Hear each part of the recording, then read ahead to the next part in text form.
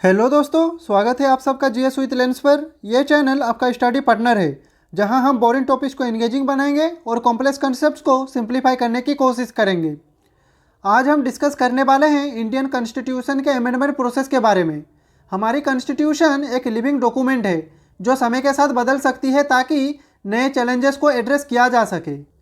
इसीलिए कॉन्स्टिट्यूशन को अमेंड करने का एक प्रॉपर प्रोसीजर दिया गया है। चलिए इस प्रोसेस को स्टेप बाय स्टेप समझने की कोशिश करते हैं। तो चलिए शुरू करते हैं आज का वीडियो, और आज के इस वीडियो में हम इस प्रोसेस को स्टेप बाय स्टेप समझने की कोशिश करेंगे।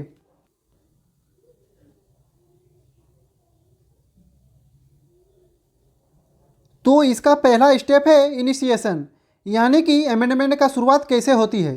तो it can be introduced in either house of parliament, it can be initiated by a minister और a private member, and no prior permission from the president is needed. तो देखिए दोस्तों, भारतीय संविधान का संशोधन आर्टिकल 368 के तहत किया जाता है। इस प्रोसेस को कोई भी हाउस यानी कि लोकसभा हो या राज्यसभा इनिशिएट कर सकता है, और इस अमेंडमेंट बिल को एक मिनिस्टर हो या प्राइवेट मेंबर दोनों ही इंट्रोड्यूस कर सकते हैं। हमारे पार्लियामेंट में प्राइवेट मेंबर वो एमपीज होते हैं जो किसी भी मिनिस्ट्री का हिस्सा नहीं होते और सिर्फ एक सदन यानी कि लोकसभा हो या राज्यसभा का सिर्फ सदस्य होते हैं। वहीं पे मिनिस्टर वो एमपी होते हैं जो सरकार का हिस्सा होते हैं और किसी मिनिस्ट्री का जिम्मेदार होते हैं, जैसे finance minister, education minister, health minister etc। अगर कोई भी एमपी जो मिनिस्टर नहीं है कोई भी बिल इंट्रोड्यूस करता है तो उसे प्राइवेट मेंबर बिल कहा जाता है। अब हम बात करेंगे पार्लियामेंट्री अप्रूवल के बारे में, यानी कि संसद की स्वीकृति का प्रोसेस। यानी कि अगर एक बार अमेंडमेंट बिल इंट्रोड्यूस हो जाए तो उसके अप्रूवल का एक प्रॉपर प्रोसेस होता है जो कॉन्स्टिट्यूशन के आर्टिकल 368 में डिफाइन किया गया है। चलिए इसे डिटेल में समझने की कोशिश करते हैं। तो it have to be passed by each house separately with a special majority, and in case of disagreement no joint session is held. यानी कि ये बिल दोनों हाउसेज यानी कि लोकसभा और राज्यसभा से पास करना जरूरी होता है, और यहाँ पे सिंपल मेजोरिटी नहीं बल्कि स्पेशल मेजोरिटी चाहिए होती है। स्पेशल मेजोरिटी का मतलब है एक ऐसी मेजोरिटी जो सिर्फ सिंपल वोटिंग से नहीं होती बल्कि उसमें स्ट्रिक्ट कंडीशन होती है। इस मेजोरिटी को दो तरह से कैलकुलेट की जाती है। पहला है टोटल मेंबरशिप का मेजोरिटी, यानी कि हाउस के सभी मेंबर्स का आधा या उससे ज़्यादा लोग अमेंडमेंट के सपोर्ट में होने चाहिए। जैसे अगर लोकसभा में 545 मेंबर्स हैं तो कम से कम 273 मेंबर्स का सपोर्ट चाहिए होता है। और दूसरा है प्रेजेंट और वोटिंग मेंबर्स का 2/3 मेजोरिटी, यानी कि जो लोग हाउस में वोट दे रहे हैं उनमें से 2/3 लोग सपोर्ट करने चाहिए। जैसे अगर 300 लोग प्रेजेंट हैं और वोटिंग में पार्टिसिपेट कर रहे हैं तो इसका 2/3 यानी कि 200 मेंबर्स को बिल के सपोर्ट में वोट देना होगा।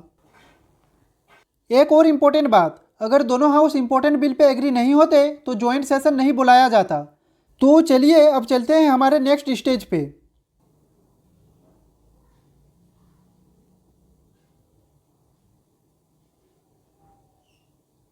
तो हमारा नेक्स्ट स्टेज है रेटिफिकेशन इफ रिक्वायर्ड। तो certain amendments require ratification bye at least half of the state legislature, यानी कि सभी अमेंडमेंट्स के लिए सिर्फ पार्लियामेंट का अप्रूवल काफ़ी नहीं होता। कुछ खास प्रोविज़न जो इंडिया के फेडरल स्ट्रक्चर से जुड़े होते हैं उनके लिए कम से कम आधे स्टेट्स के लेजिस्लेचर से अप्रूवल लेना जरूरी होता है। यहाँ पे जो स्टेट्स एक्शन नहीं लेते उन्हें काउंट नहीं किया जाता।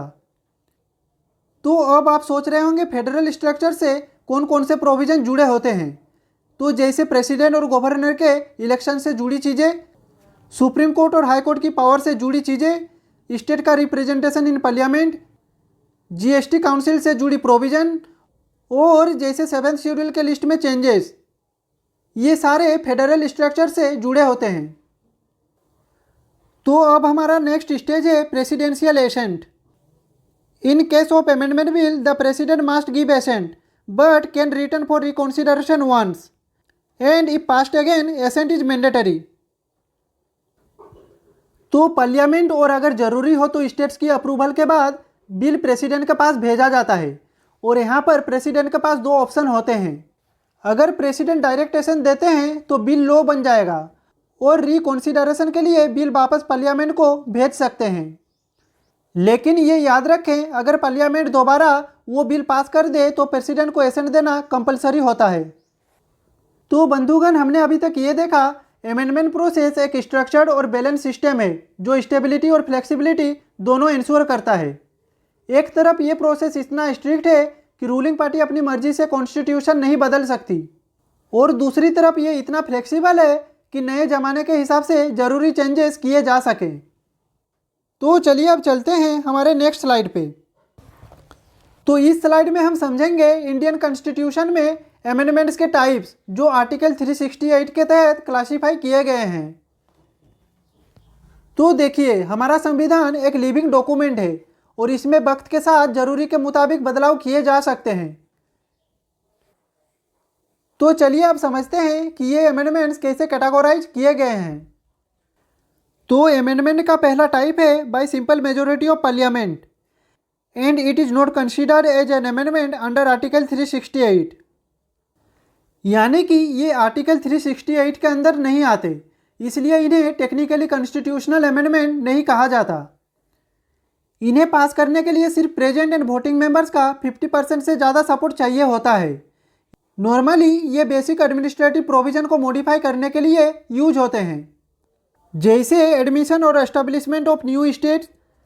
जब 2014 में तेलंगाना आंध्र प्रदेश से अलग हुआ था, तब सिंपल मेजोरिटी से अमेंडमेंट को पास किया गया था। इसे salaries and allowances of MPs and use of official language के केस में भी यूज किया जाता है। तो ये अमेंडमेंट कंपेरेटिवली इजी होते हैं क्योंकि इनमें सिर्फ गवर्नेंस रिलेटेड प्रोविजंस बदलते हैं, ना कि बेसिक स्ट्रक्चर ऑफ कॉन्स्टिट्यूशन। अब हम बात करते हैं स्पेशल मेजोरिटी से होने वाले अमेंडमेंट्स की, जो आर्टिकल 368 के अंडर आते हैं। इन्हें पास करने के लिए स्पेशल मेजोरिटी चाहिए होती है। स्पेशल मेजोरिटी क्या होती है उसको हम लोगों ने पिछले स्लाइड में डिटेल में कवर कर लिया है। इस टाइप ऑफ अमेंडमेंट कॉन्स्टिट्यूशन के कोर एलिमेंट्स जैसे फंडामेंटल राइट और डीपीएसपी को मॉडिफाई करने के लिए यूज किए जाते हैं। जैसे 1978 में 44th कॉन्स्टिट्यूशनल अमेंडमेंट एक्ट के द्वारा राइट टू प्रॉपर्टी को फंडामेंटल राइट से हटाकर लीगल राइट बनाया गया था।